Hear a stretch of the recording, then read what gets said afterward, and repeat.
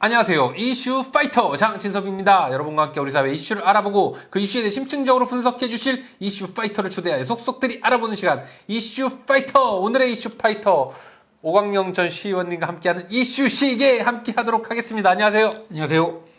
날씨가 엄청 더워졌습니다. 예, 오늘 최고라고 하는데 가만히 앉아 있어서 덥습니다. 저희 사무실은. 35도? 오늘 35도까지 올라간다던데? 예, 그 정도 간다고 합니다. 군대 있으면 30도 넘어가면 5개 활동 금지 딱 해가지고 그냥 쉬는 건데. 네.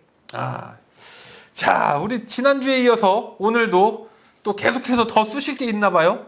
우리 대전 시의원님들.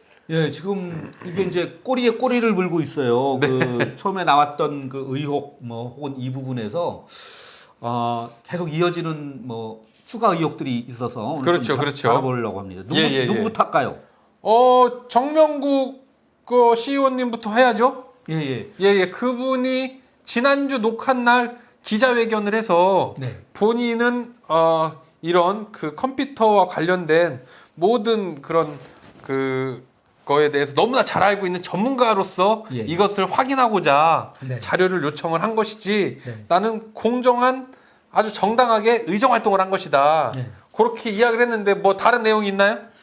예, 이제 사실 거기에서 더 발전한 것 중에 하나가 뭔가면은 정몽국 시의원은 그 전자칠판 사업에 비리가 있는 것 같아서 그걸 확인하기 위해서 자료 요청을 했다. 그렇죠, 이게 그렇죠. 자기 주장이죠, 주장. 주장이었고, 네네. 또 자기는 기획청으로부터 어떤 한 푼의 그 사업도 체결하지 않았다 이렇게 예. 주장을 하고 있잖아요. 그랬죠. 근데 그게 맞더라도 시의원으로서 공적인 업무 혹은 그 퍼블릭 마인드가 전혀 없는 것으로 이제 확인이 됐어요. 네. 무슨 얘기인가 하면은 겸직 신고를 원래 해서 이제 개인 사업자로 컴퓨터 관련 업을 하고 있는 걸로 이렇게 나와 있잖아요. 그랬죠. 근데 언론 보도를 보니까 올 3월 달에 개인 사업자로 있던 이 사업체를 갖다가 법인으로 전환을 했어요.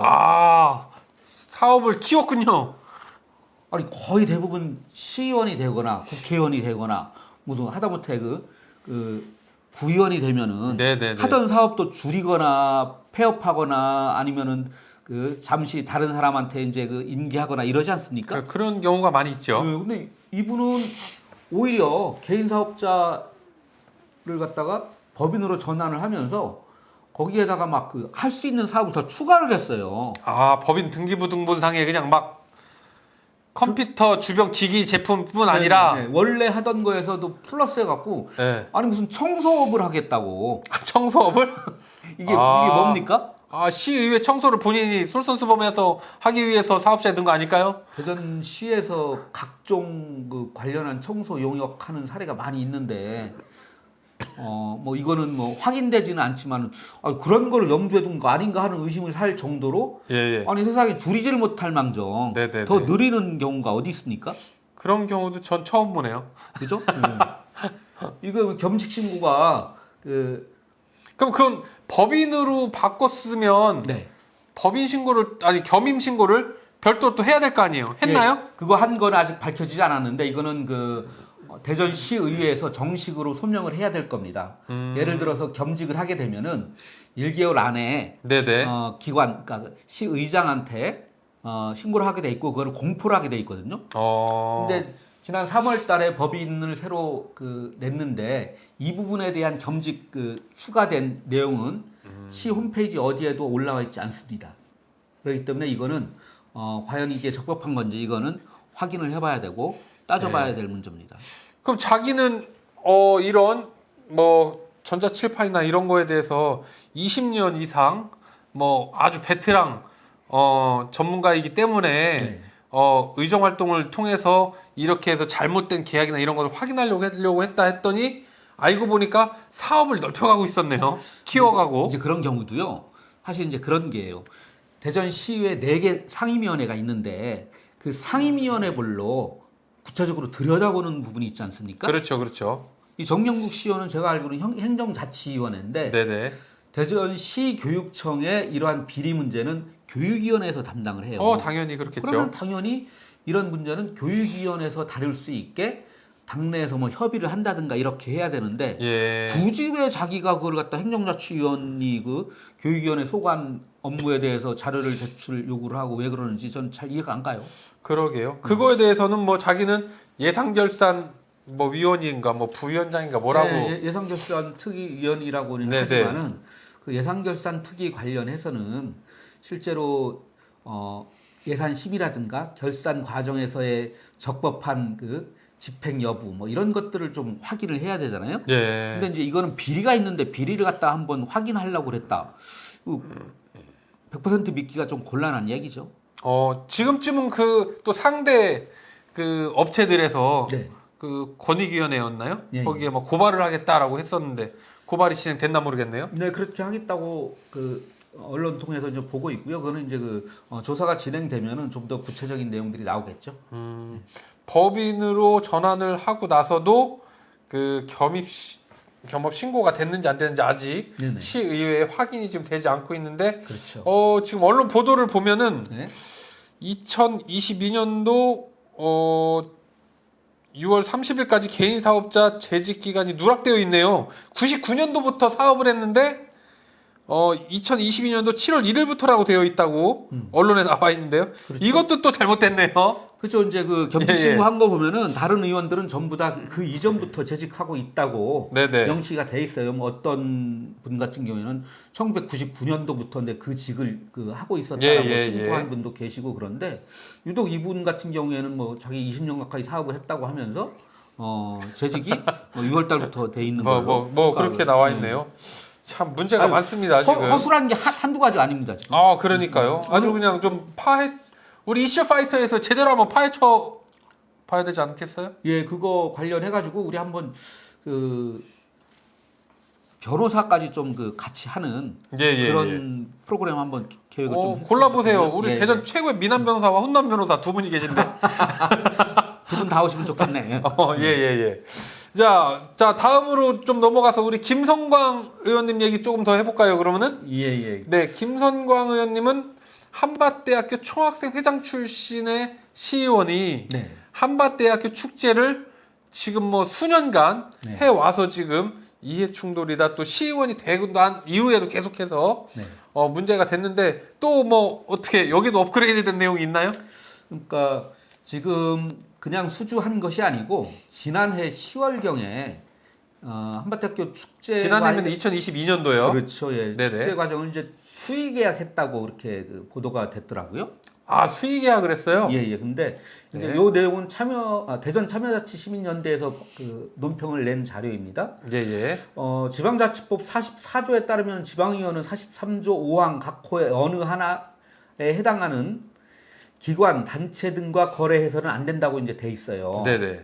그러니까 지방자치단체로부터 운영비라든가 사업비를 지원받고 있는 그런 네. 곳에다가 수의 계약을 할 수 없다. 그러니까 수의계약뿐만이 아니고 사실 뭐 네네네. 하면 안 된다랄까 그런 것이 명시가 돼 있는데 그렇죠. 한밭대학교가 국립이죠, 국립. 예, 국립 한밭대학교가 대전시로부터 받는 사업들이 꽤 있어요. 1년에 한 그래요? 3, 4억 정도 되는 걸로 알고 있거든요. 네. 그러니까 예를 들어서 뭐 대전시로부터 창업 촉진 조례 등을 근거로 해서 사업을 지원을 받고 있다고 그러고요. 예. 그리고 그런 걸로 보면은 이거는 김성광 의원이 운영하는 업체가 한밭대학교의 특정한 사업을 갖다가 수주해서는 안 되는 걸로 돼 있죠. 그렇죠. 예. 근데 뭐 본인은 뭐 공정한 입찰을 통해서 했다라고 이야기를 한다고 하는데 공정하건 공정하지 않고 간에 지방자치법에 근거하면은 받으면 안 된다라는 거예요. 받으면 안 되는데 더 문제가 되는 것은 네. 작년도 2022년도에는 수의 계약까지 했다는 거잖아요. 그렇죠. 이제 이건 또 어떤 건가 하면 이해충돌 방지법 12조 1항 6호 보면은 해당 지방자치단체 등 공공기관을 감시 또는 조사하는 지방의원들은 수의 계약을 금지하고 있다.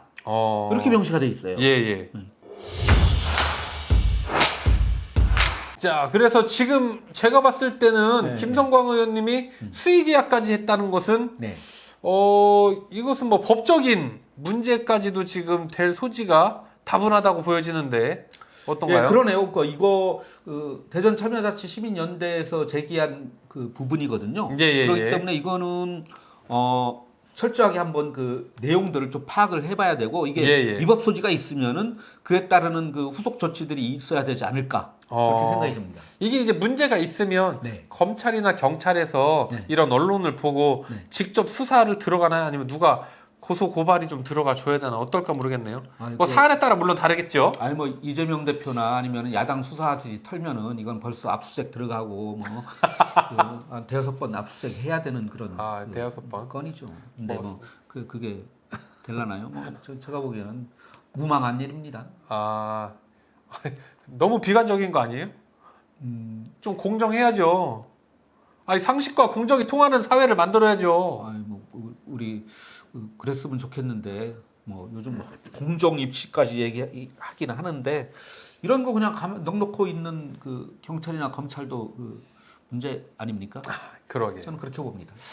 자, 오늘 우리 계속해서 우리 현수막도 많이 걸렸습니다. 업자인가 시의원인가? 뭐 시당에서 그 문구 직접 만드신 거 아니에요 혹시? 알겠습니다. 뭐 이렇게 오늘따라 대답을 못하는 게 이렇게 많아. 뭐 고발당할까봐 그러시는 거예요? 아닙니다. 그 업자인가 시의원인가 아주 적절한 표현인 것 같습니다. 누가 만들었는지. 본인이 안 했으면 안 했다고 하면 되지. 왜 이렇게 막. 아무튼 민주당에서 그걸 걸었더라고요. 예. 자, 오늘 정명국 시의원님과 김성광 시의원님 이해충돌 방지법 및 이제 겸직에 대한 문제점들에 대해서 2탄으로 한번 해보았습니다. 어떻게 마지막으로 하실 말씀 있으면 한마디 하시죠.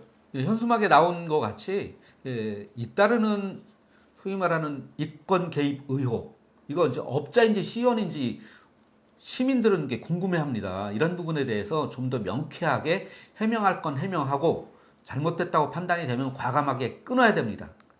그게 공적인 의원들의 의무입니다. 의무. 네, 의무 꼭 지켜주시기 바랍니다.